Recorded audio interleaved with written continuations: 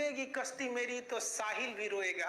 इतना प्यार बांटूंगा इस दुनिया में है मेरे दोस्त कि मेरे मरने के बाद मेरे आशिक तो क्या मेरा कातिल भी रोएगा।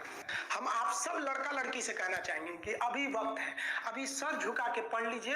वादा है आपसे कि जिला में सबसे ऊंचा सर आपका होगा, लेकिन अगर अभी आप सोचिएगा आराम करने के लिए, पूरी जिंदगी आपको तकलीफ उठानी पड़ेगी। अगर आज आप किताबों के दीवाने हो गए ना, तो कल दुनिया आपकी दीवानी हो जाएगी।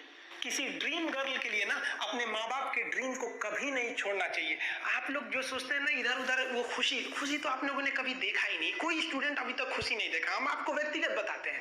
देखिए, खुशी कब मिलेगी आपको? जिस दिन आपको जॉब मिलेगा ना, और जो पहली सैलरी मिलेगी वो भी नहीं खुशी है।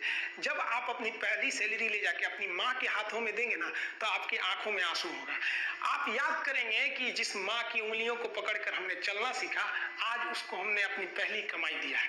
और जब कमाने लगेंगे ना, तब समझ में आएगा कि लाखों रुपए की अहमियत कुछ नहीं है वो 1 रुपए के आगे, जब माँ स्कूल जाते वक्त दिया करती थी। और गौर से देखा करो अपने माँ बाप की आंखों में, ये वो आईने होते हैं जिसमें बच्चे कभी बूढ़े नहीं होते हैं।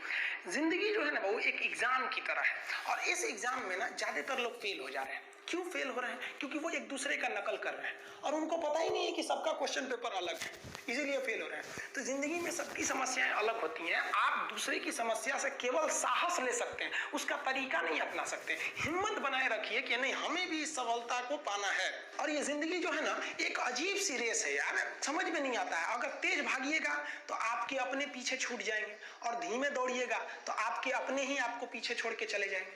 इसलिए जिंदगी की रफ्तार इतनी बनाए रखो यार कि भले दुश्मन आगे निकल जाए, लेकिन एक दोस्त पीछे नहीं छूटना चाहिए। अपने जिंदगी में हौसला बना के रखिए। पतंग को पता होता है कि उसका अंत एक कचड़े में जाकर होगा, लेकिन उससे पहले उसे आसमान छूकर दिखाना होता है। देखिए, सफलता और असफलता में थोड़ा सा का अंतर है। सफलता आपका परिचय दुनिया के सामने कराएगी, और असफलता दुनिया का परिचय आपसे करा देगी। इसलिए सफल जरूर हुई है। देखिए, 97% लोग जो है ना, वो थक के किसी काम को छोड़ देते हैं, और जिंदगी भर उन 3% लोगों के लिए काम करने लगते हैं जो कभी भी हार नहीं मानते। मेहनत बता देता है कि परिणाम कैसे मिलेगा, वरना परिणाम तो बताता ही है कि आपका मेहनत कैसा था। पहाड़ों को चीरते हुए जब नदी निकलती है ना, तो कभी नहीं पूछती है कि समुद्र अभी कितना दूर है। और नदी में गिरने से तो कभी किसी की मौत नहीं होती है। मरता तो वही है जिसे तैरना नहीं आता है। तो हम सब परिस्थितियों के आगे हार जाते हैं। हम हार जाते हैं। परिस्थितियां सबके सामने होती है। जो डट के रहा उसे मंजिल मिली, और जो नहीं डटा वो हार के चला गया।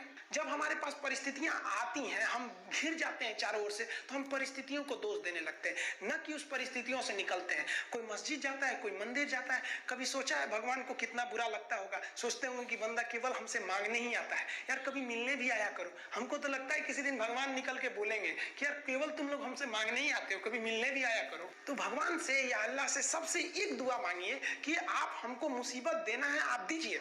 आप जिस तरह से हमें खुशी देते हैं, उसी तरह से हम आपके दिए गए दुखों को भी अपनाएंगे। लेकिन हाँ, उस दुख से लड़ने की हिम्मत भी जरूर दीजिएगा।